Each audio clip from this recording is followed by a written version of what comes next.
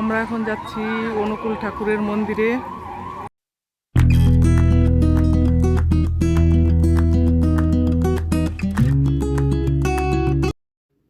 বেরিয়ে পড়লাম আমরা খুব সকালে দেওঘরের উদ্দেশ্যে।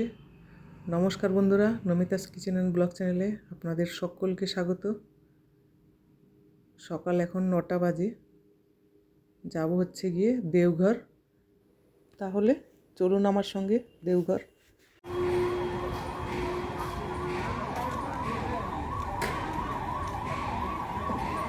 আমরা এখন যাচ্ছি অনুকূল ঠাকুরের মন্দিরে। চলো ভেতরটাতে যাই। ভেতরটাতে তো ফটো তুলতে দেবে না, লেখা রয়েছে।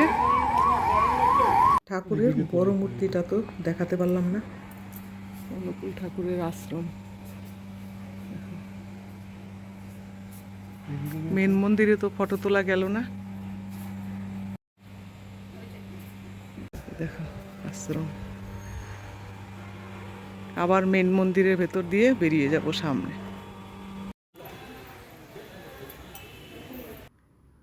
অনেক ধরনের গাছপালা দিয়ে ঘেরা এই আশ্রমটা।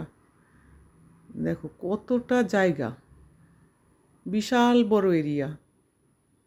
তো আমাদের আসতে দেরি হয়ে গেছে, সেই জন্য আর আপনাদের সঙ্গে শেয়ার করতে পারলাম না বেশি কিছু।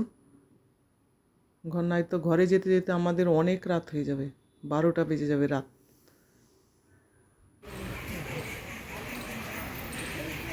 শান্ত পরিবেশ। ভেতরটাতে ফটো তোলা নিষেধ ছিল। খুব পরিষ্কার পরিচ্ছন্ন জায়গা।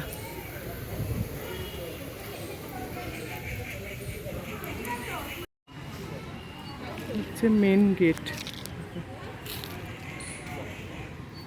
সাইডের এই ঘরগুলো মনে হয় থাকার জায়গা।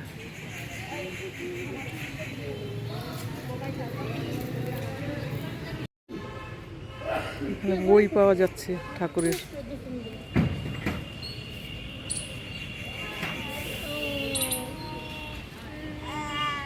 আমাদের আসতে অনেকটাই দেরি হয়ে গেছে, এখন বাজে 4টে। প্রথমে গেছিলাম দেওঘর বাবা মন্দির। এই পাশটাতে আর দেখাতে পারলাম না, দেরি হয়ে গেছে অনেক। হয়ে গেছে আমাদের অনুকূল ঠাকুরের আশ্রম দেখা। চলো চলে যাচ্ছি এবারে।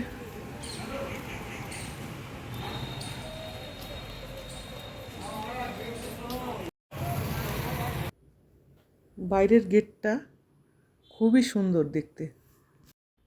ঠাকুরের আশ্রম দেখে বেরিয়ে পড়লাম বাড়ির উদ্দেশ্যে। রাস্তা তো খুবই সুন্দর, দেখা যাক কটায় পৌঁছাই। এই দেখো রাস্তার মাঝখানটায় দাঁড়িয়ে।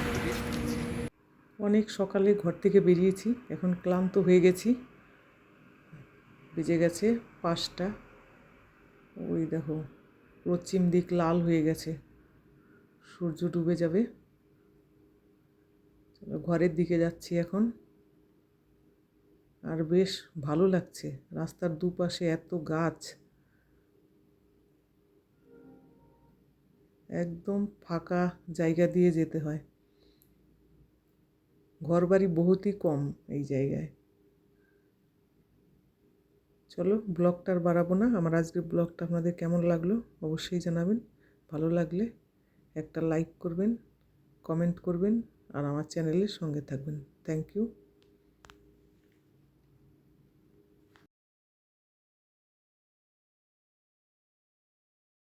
ভিউটা এত ভালো লাগছে যে ক্যামেরা না বন্দি করে পারলাম না। দেখো তাই একটু আপনাদেরও দেখিয়ে দিচ্ছি। চারিদিকটা শুধু গাছপালা, তার মাঝখান দিয়ে রাস্তা।